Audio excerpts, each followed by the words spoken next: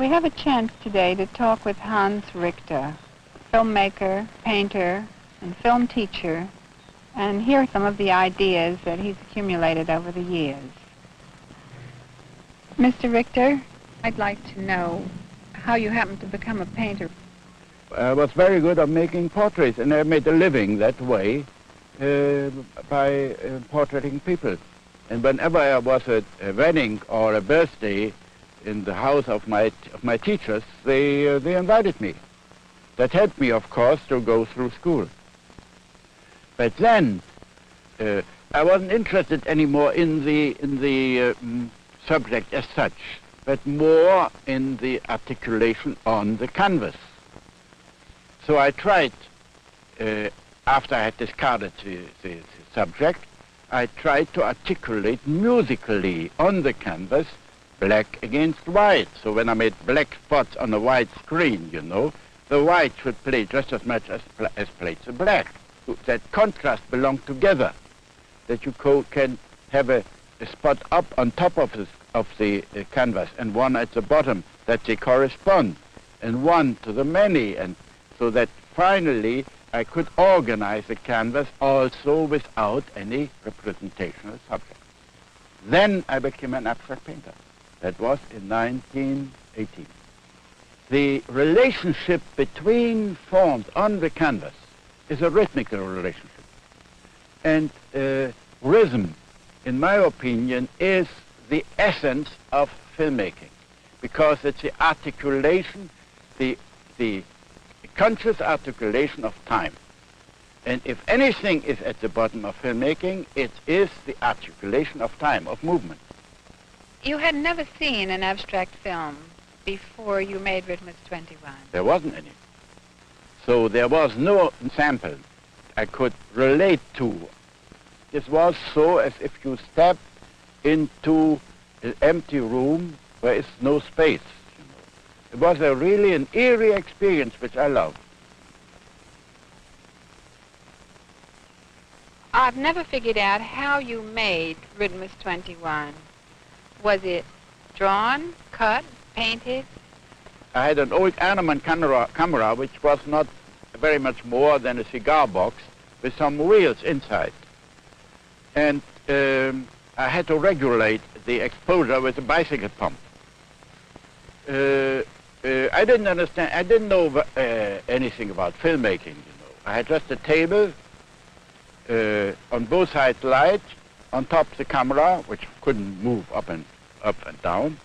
So I cut cardboard, small, very thin cardboard, squares and rectangles, I think 40 or 50, from very small to big, and white, light gray and dark gray. And later on, when I needed black, I just used the negative. You see, that's about the same thing I'm doing in film. It's a kind of collage. I do that many years already. As a matter of fact, I started with it during the Dada times. And I use here a tape, which I used originally to block out here these white forms. So when I sprayed the canvas, and in spraying the canvas, there's a certain irregularity also upon this black here, which establish a kind of relationship to the irregularity of the canvas itself. And like in film, I just cut the pieces, tear them off.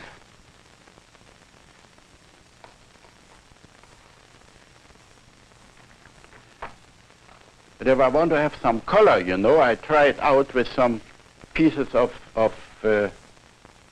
paper to see whether that works or not. Because normally, like I did it in 50, 60 years ago, the elements are always black and white and gray. And from there on I go into color. And I think also for film that is the right approach. because not everything is full of color, because there are grays in between, and these grays should be respected. In the scroll, the forms of my first films, that means the squares and the rectangles, they are used for the first time in my paintings. In other words, I was influenced already by film.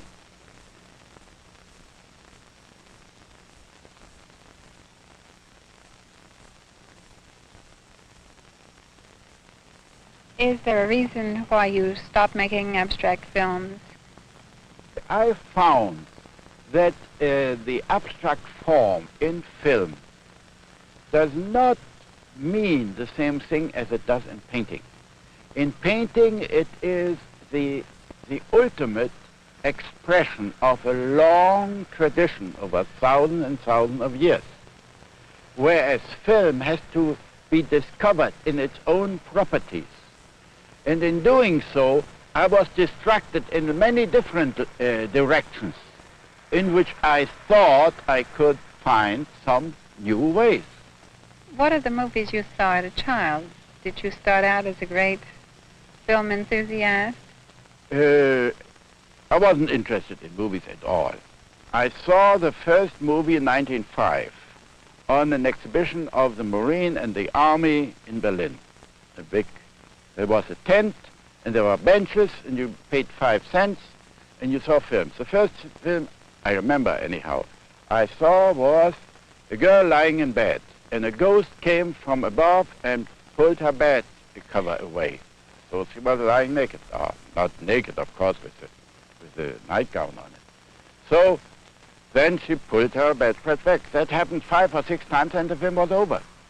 And I liked it. I liked it as entertainment. But I never thought in my life that I ever would get involved with this terrible business. You've written about the film Ghosts Before Breakfast, that you had the objects collaborate with you, that you believe that objects have a life of their own. A young student and friend of mine has suggested to make a film about rebellion of revolvers. Now, you can't make a film rebellion of revolvers because a revolver that the rebel doesn't shoot. So not shooting is not an action. You know, it's just a piece of iron. So I discarded it. But I said, all right, we make a rebellion of objects. So we went on to the house of my sister in the Richter, and we climbed on top of the garage, and we all wore bowler hats. At the time, we didn't want to be recognized as artists. We all had bourgeois bowler hats like the businessmen on in Wall Street or in London. So we put black strings through the bowler hats, a piece of cardboard inside, a long stick, and swung these bowler hats in front of the camera. And it looked awfully nice. It looked like a swarm of pigeons.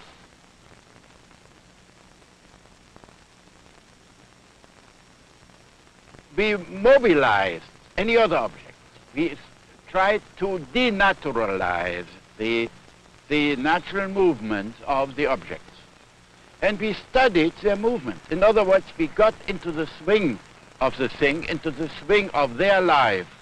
And we studied their life, and we conversed with them, so to say. And in playing with them, in conversing with them, and letting them do what they want, suddenly a kind of rhythm developed, which became a kind of a political satire, if you want to. The Nazis took it as a political satire. They said the rebellion of the object is just an invitation for the rebellion of the people, and they forbade the film, and they destroyed the soundtrack of Hindermit. Never was found again, and they didn't have even the score. So I made a new soundtrack, which I thought is even better. You know the scene where the men disappear behind the lamppost? I've always wanted to know how you do that. How easy. It's so easy. I took a part of my cigarette package, which was at the time still cardboard, not just paper, and tore it off and told them, all right, make a mask in your camera, and then shoot these people coming in behind this lamppost, and then after you shoot the other side of the lamppost, which is empty. Right. It's the easy thing of the world. Only today, you know, if I ask a cameraman to do that, very few know that. Very few know the tricks which we did all the time, which Méliès did hundreds of times, much more complicated. And then you started making documentary films, a film about the inflation in Germany, and a film which was about horse racing. The UFA came to me and asked me whether I would make an introduction to a film, to a not-so-good film, about which played during the inflation, to give them a general idea of inflation. Then America, another big company, came to me through Maxim Film. We want to have an introduction to a horse race, because it's a bad film, and the man told me, you know, we need a flower in the buttonhole for this film. So I made the film about half an hour, and the film was a very good film with really a violent finish. But what happened, the director of the main film, he said he can't take the finish away in the beginning. He took my finish and put it on the end of his film. All these years I have worked with film, I worked in a kind of handicraft way, never in the industrial way. And the advantage is that you are independent. You can move any direction you want. And you can be creative in your own way without being hampered by equipment. In doing these things, you learn something about film. And you learn that the Hollywood technical slick perfection isn't all, but that the spirit and the love to do the thing